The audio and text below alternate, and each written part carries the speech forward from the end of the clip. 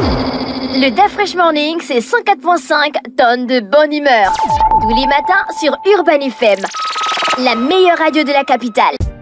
Vous êtes sur les 104.5 Urban FM, la station urbaine, et vous écoutez le DAF Fresh Morning dans le studio. On en parlait avec Nérut. On rentre dans 16 jours d'activisme sur les violences basées sur le genre. 16 jours d'activisme pour lutter contre. C'est ça, Nérut? Oui, DAF Fresh, pour lutter contre les violences basées sur le genre. On rappelle qu'en 2025, le thème c'est tous unis pour mettre fin à la violence numérique contre les femmes et les filles. Alors, dans le cadre de cette émission, on va recevoir Madame Itembo Ghislaine. Elle est directrice générale adjointe ministère de la Femme et de la Promotion féminine, c'est ça, je me trompe pas? Ministère de la Femme, de la Famille et de la Protection de l'Enfance. D'accord, ministère de la Femme, de la Famille et de la Protection de l'Enfance. Rapprochez-vous du micro, s'il vous plaît, Madame Itembo. C'est un plaisir de vous recevoir ce matin. Vous êtes accompagné de Monsieur Manfumbi Josier, qui est père éducateur et qui a lyonnais. Monsieur Josier, bonjour. Bonjour, monsieur. Comment allez-vous? Je vais très bien. Alors, vous êtes avec nous dans le cadre de ce programme, c'est ça, Madame la directrice générale? Oui. Expliquez-nous un peu les tenants et les aboutissants et comment vous allez vous étendre pendant ces 16 jours d'activisme. Merci pour l'invitation. Il faut dire que nous sommes là ce matin pour présenter tout ce qui va être fait durant les 16 jours d'activisme, pour parler de ce qu'est la campagne des 16 jours d'activisme, quels sont les objectifs, quels sont les enjeux. Et nous allons Est-ce qu'au ministère, vous avez une équipe qui s'occupe réellement de cette question des violences basées sur le genre? Effectivement, il faut dire que ces dernières années, il y a eu beaucoup d'avancées sur le cadre juridique déjà, et plusieurs mécanismes institutionnels ont été mis en place. Et donc, parmi les mécanismes forts qui montrent l'engagement réel et impactant de l'État gabonais sur la question de la lutte contre les violences, nous avons le centre de protection, de promotion sociale pour la prise en charge des victimes de violences qui est basé en Zaïon. C'est un signal très fort parce que ce mécanisme permet de recueillir les femmes, les filles, y compris les hommes, parce que souvent le public ne le sait pas, mais les hommes sont reçus dans ce centre.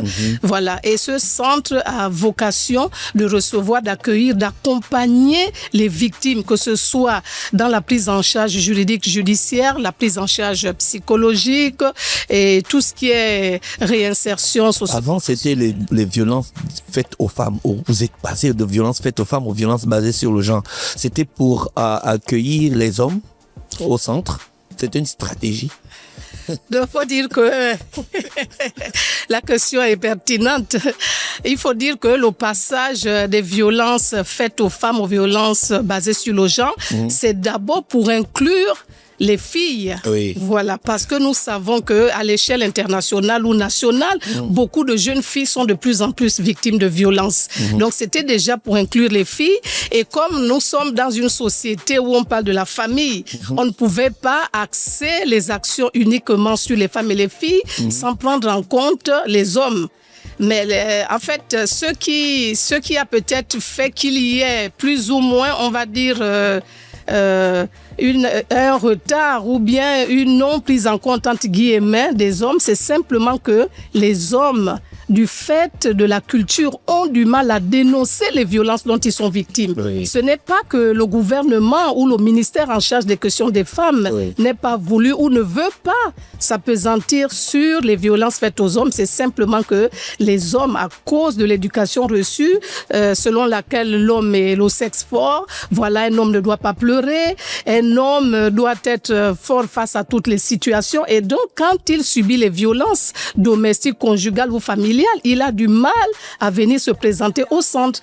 Mais nous sommes ravis que de plus en plus, je vous dis, plusieurs hommes viennent au centre.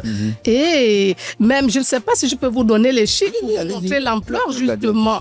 L'ampleur des statistiques. Là, j'ai essayé de faire une petite comparaison.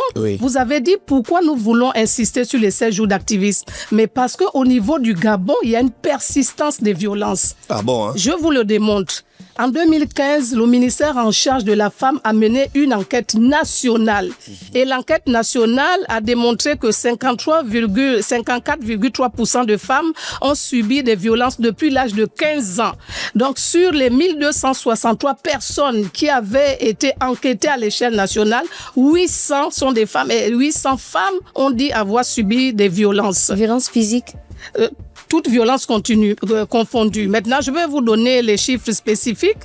9 femmes sur 10, soit 89,8% des femmes interrogées disent avoir subi des violences à caractère sexuel. S'agissant des violences économiques, 82,3%. On n'en parle pas souvent des violences économiques. Les femmes les ont subies. Maintenant, nous passons aux violences en 2025. Et ça, ce sont les chiffres du centre. Depuis que le centre existe, depuis le 24 novembre 2022, le centre a reçu 2236 personnes, dont 88% sont des femmes victimes de violences et 5% sont des enfants de moins de 18 ans, donc des filles. Vous vous rendez compte de l'ampleur justement de violences. Et dans la lancée des violences, nous avons 566 violences physiques. Voilà, depuis le début du centre, 823 violences psychologiques, 582 violences économiques, 61 violences sexuelles, 65 violences verbales. Et dans ces statistiques, il est prouvé que les hommes subissent plus de violences verbales. Les autres violences, ce sont les femmes qui les subissent le plus. Dans les violences économiques... Les femmes parlent mal, hein, Madame la directrice générale adjointe. Dans les violences économiques, là, c'est... Si les deux femmes là, vous ne voulez pas répondre à ma question. Elles m'ont coupé la parole. Oui. Les violences économiques concernent les veuves. Vous savez que lors du décès du décujus, donc de l'époux, beaucoup de femmes ont été victimes de ce qu'on appelle la spoliation. Oui, à travers on appelle ça le veuvage. Le veuvage, le retrait des biens laissés par le mari. C'est-à-dire que les parents s'imposent, récupèrent les biens matériels et autres et mettent à la rue la femme et les enfants.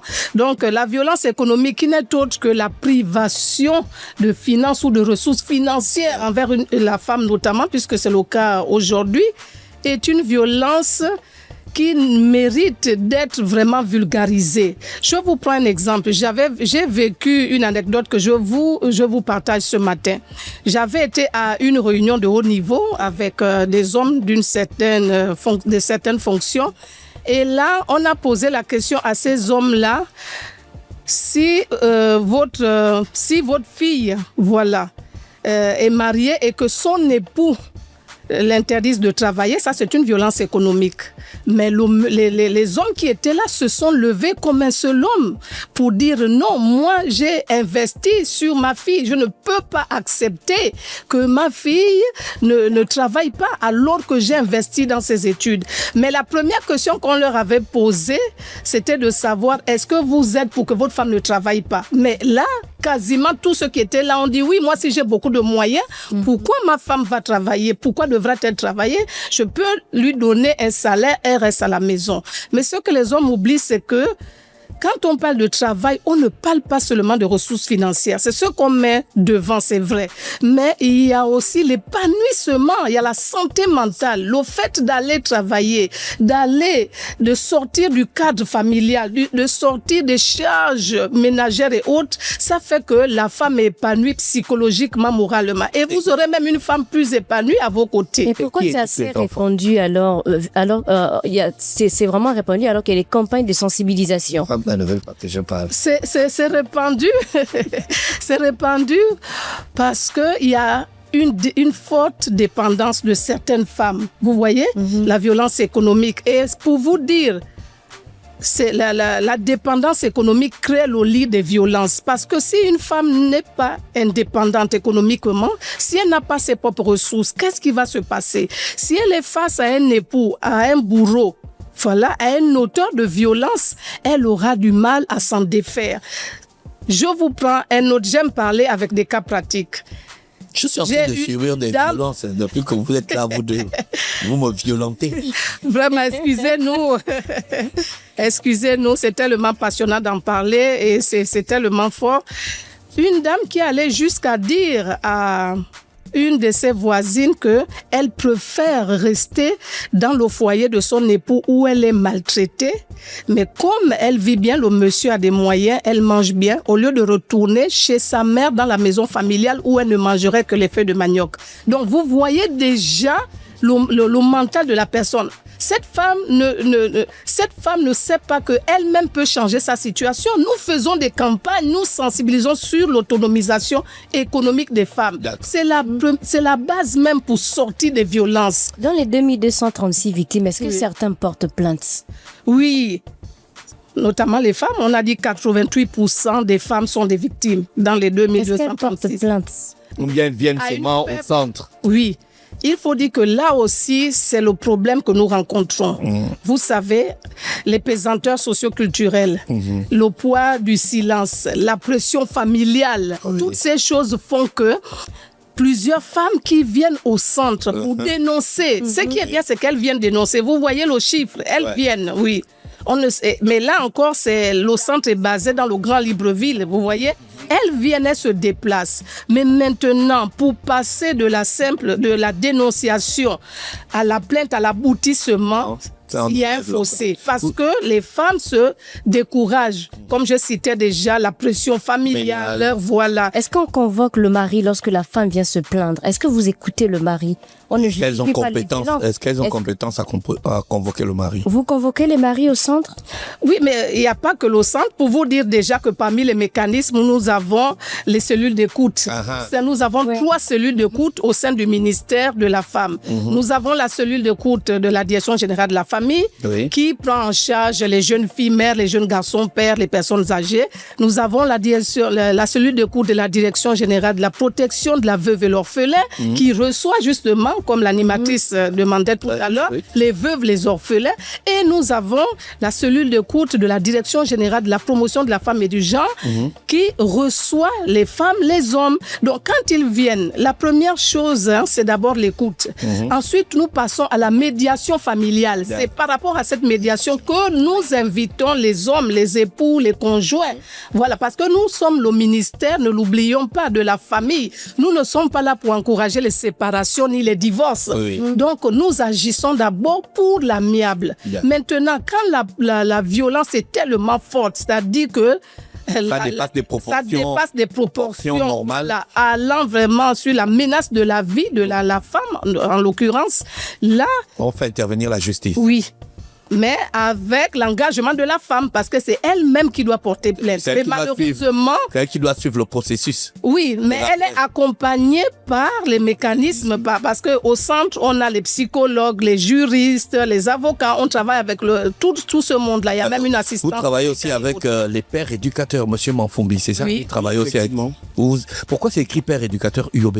Merci déjà pour la parole. Alors, dans le cadre du projet QG Jeunes, porté à juste titre par le Fonds des Nations Unies pour la population. Donc depuis 2024, le projet QG Jeunes a mis en évidence, pourquoi pas, un autre programme dédié aux étudiants.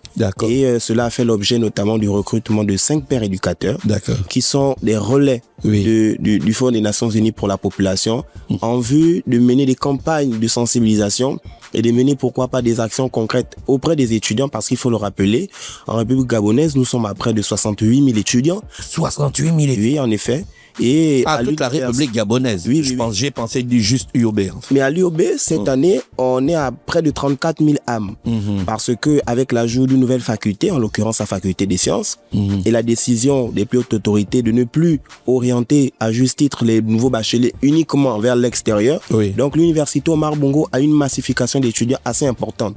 Il faut rappeler qu'en 2024, le rapport produit par le Fonds des Nations Unies pour la population, qui a un leitmotiv simple, ne laisser personne derrière, il a produit des chiffres assez alarmants. 54,6% de la population ont moins de 25 ans. Donc vous voyez qu'il y a une forte prépondérance des jeunes qui sont là de façon disponible et qui, à juste titre, comme le rappelait Madame Gisèle, sont victimes de plusieurs violences, en l'occurrence les femmes. Je voudrais peut-être rappeler un élément qui n'a peut-être pas été spécifié. Lorsqu'on parle de violence basée sur le genre, c'est pour éviter d'exclure qui que ce soit. Ah oui, ok. Parce qu'il y a beaucoup de genres qui viennent d'apparaître. Non, pas nécessairement, mais dans l'optique de l'égalité, parce que lorsqu'on essaie de faire le contexte... Il y a des gens qui viennent d'apparaître, non? Le contexte historique de ce qui fait l'objet de notre venue ici, c'est depuis 1991. Donc, ce sont des mouvements féministes qui se sont levés à juste titre et qui emmènent, pourquoi pas, aujourd'hui à ce que le Fonds des Nations Unies pour la population adopte chaque année pendant une période bien précise ce genre de combat. Oui, tout ça c'est bien, mais c'est quoi votre rôle, vous, père éducateur? Alors moi, mon rôle en tant que père éducateur, c'est de mener des actions auprès des étudiants sur plusieurs domaines bien précis. Le premier élément, c'est sur la sensibilisation en lien avec la santé sexuelle et reproductive. D'accord. Donc, tout ce qui concerne le programme de planification familiale, notamment auprès des étudiantes qui sont déjà en activité sexuelle, on ne peut pas empêcher à une étudiante d'avoir des rapports sexuels, mais de l'emmener à juste titre à avoir des rapports protégés, mais aussi à avoir les enjeux derrière, pourquoi pas le programme de planification familiale, mais aussi des campagnes de sensibilisation en lien avec les violences basées sur le genre, et c'est ce qui fait à juste titre la venue, du moins ma présence ici. D'accord. Pendant ces 16 jours, quel sera votre rôle? Alors, pendant ces 16 jours, nous avons une campagne de sensibilisation qui débute ce jeudi 27 à l'université Omar Bongo. Mais il faut rappeler que nous avons mené, pourquoi pas, des sensibilisations déjà en amont, avant la campagne. Cette campagne va permettre, à juste titre, une marche symbolique pour manifester notre combat, manifester notre soutien à l'endroit de ces violences, mais aussi à l'endroit de ces personnes qui sont victimes, et appeler, pourquoi pas, les jeunes filles, mais également toutes les personnes victimes des violences à se manifester. Au niveau du centre médical, nous avons un psychologue, voilà, une dame, effectivement. Elle reçoit les étudiants chaque jour, mène des discussions, des conversations en lien avec des sujets aussi bien familiers que professionnels, pour recueillir l'assentiment, mais également la dynamique des problèmes contextualisés de ces personnes. Madame la directrice, vous allez dans le même sens avec le père éducateur, vous allez soutenir cette campagne, ou c'est la vôtre et c'est les pères éducateurs qui vous secondent? Non, déjà, il faut dire que le père éducateur ici présent représente en même temps l'UNFPA, voilà, et nous sommes des partenaires. Ah, d'accord. Voilà, en fait, c'est un partenariat tripartite. Gouvernement, voilà, partenaire au développement, notamment l'UNFPA, qui va nous accompagner tout au long de ces 16 jours d'activisme, et la société civile. Donc, c'est nous trois qui agissons pour que, dans le fil du temps, qu'il y ait de moins en moins de violences faites aux femmes. Je voudrais revenir sur l'importance de cette campagne. Il faut dire que cette campagne met l'accent sur le passage à l'action. Il ne s'agit plus simplement de rester chacun dans son couloir. Il faut que chaque personne, gouvernement, société civile, partenaire au développement, les cibles elles-mêmes notamment, puissent passer à l'action en brisant le silence. Au-delà des tabous, des pesanteurs socioculturelles, au-delà de la place, entre guillemets, que la société donne à la femme elle-même doit se lever, parce qu'elle est l'actrice d'abord, première de son propre épanouissement. Et nous devons lutter contre les violences, parce que nous voulons un pays, une nation plus égalitaire. Oui, tout à fait. Le père éducateur a parlé de la lutte contre les inégalités, effectivement, qui rentre dans les 16 jours d'activisme. Maintenant, nous, au niveau du ministère de la Femme, de la Famille et de la Protection de l'Enfance, nous avons prévu plusieurs actions. En collaboration, bien sûr, avec les autres acteurs que je viens d'énumérer. D'accord. Hier, Madame le ministre, d'abord le lundi, Madame le ministre a organisé la visite symbolique du centre de prise en charge des femmes victimes de violences. Pourquoi? Oui, de Nzayon. Mais parce que c'est l'action forte même du gouvernement pour montrer son engagement à lutter et à combattre farouchement les violences faites aux femmes, sinon basées sur le genre. Ensuite, hier, la date même du début qui correspond à la célébration de la journée internationale d'élimination des violences à l'égard des femmes, donc le 25 novembre, Madame le ministre a lancé officiellement au Nomade les 16 jours d'activisme. Les autres activités vont se poursuivre. Aujourd'hui, nous allons commencer les sensibilisations de proximité avec la vulgarisation de la loi 006-2021 portant élimination des violences faites aux femmes. Il faut dire que cette loi est une loi spécifique qui fait en même temps la prévention et qui sanctionne les auteurs. Et nous nous sommes rendus compte que l'un des défis, c'est la méconnaissance des droits par les femmes elles-mêmes. Donc, nous allons distribuer cette brochure, nous allons la vulgariser dans les différents lieux que nous avons visités et identifiés. On rappelle que cette année, l'accent est mis aussi sur la violence numérique. Oui, nous allons en parler. Merci. Et Donc, ces sensibilisations de proximité et la vulgarisation de la loi va s'étendre sur le Grand Libreville. Ensuite, ce samedi 29 novembre, il y aura une grande marche. Et c'est bien parce que les étudiants aussi ont décidé de faire une marche symbolique. Oui. Cette marche va rassembler le système des Nations Unies, le gouvernement, la société civile, toute personne lambda qui se sent impliquée et se reconnaît dans cette lutte. Oui. Voilà. En dehors de ça, nous avons aussi un atelier de validation de ce qu'on appelle le rapport pays-CEDEF. C'est-à-dire, c'est un rapport national qui montre les progrès accomplis par le Gabon en matière de promotion et protection des droits des femmes et de lutte contre les violences faites aux femmes. Donc, un atelier sera organisé. Je voudrais terminer par une des grandes activités en énumérant justement les actions. Souvent, on a tendance à penser que les zones rurales sont oubliées. Ce ne sera pas le cas. Au-delà même des 10 jours d'activité, des 7 jours d'activisme, nous allons nous étendre à l'intérieur du pays justement pour continuer cette sensibilisation de proximité. D'accord. Je rappelle qu'on recevait Madame Itembou Ghislaine, directrice générale adjointe, et Monsieur Monfumbi Josier, qui est père éducateur. C'était dans le cadre du programme des 16 jours d'activisme sur les violences basées sur le genre. On vous remercie d'avoir accepté notre invitation. C'est nous qui vous remercions. Merci Urban FM. Merci. Le DAF Fresh Morning, c'est 104.5 tonnes de bonne humeur. Tous les matins sur Urban FM, la meilleure radio de la capitale.